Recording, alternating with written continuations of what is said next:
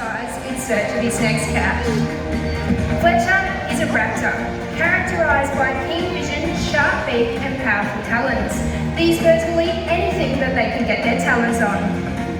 Widespread throughout Australia, they're our most common raptor species, as they can survive some of the harshest of landscapes Australia has to offer. But whilst they love the thrill of the chase and the fresh catch, they're also known to steal from other birds of prey and also scavenge off roadkill. But from aerial to aquatic, we do open up a whole new world of hunting, where some aquatic meals. Now we've just been joined by Albert and Scuba. Albert is the larger of the two, and he's a greater cormorant, whereas Scuba, with the two-tone coloration, is a little bi-cormorant.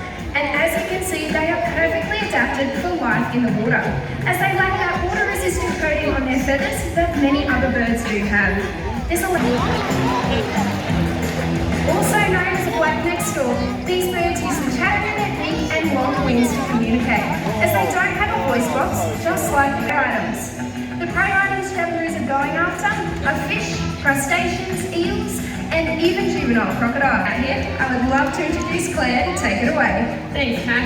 G'day everyone. This series we're going to meet Ulai. And Ulai is one of our very handsome red-tailed black cockatoos.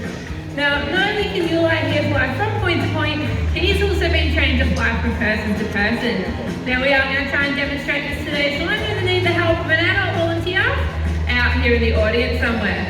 So, who of you wants to meet Ulai face to face?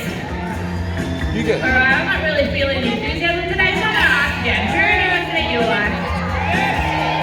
That's a little bit better. There are a lot of hands on this side, however, I heard a lot of noise on this side.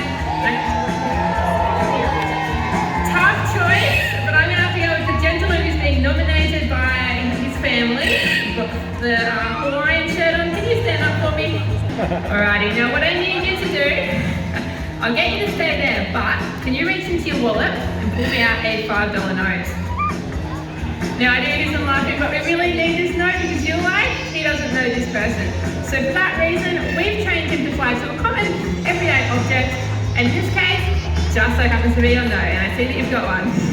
Alrighty, can you fold it in half for me? And then fold it in half again, just like a little rectangle. Now if you place it nice and loosely between two fingers, and hold it nice and straight out to the side for me, you guys should see this and know exactly who to fly to.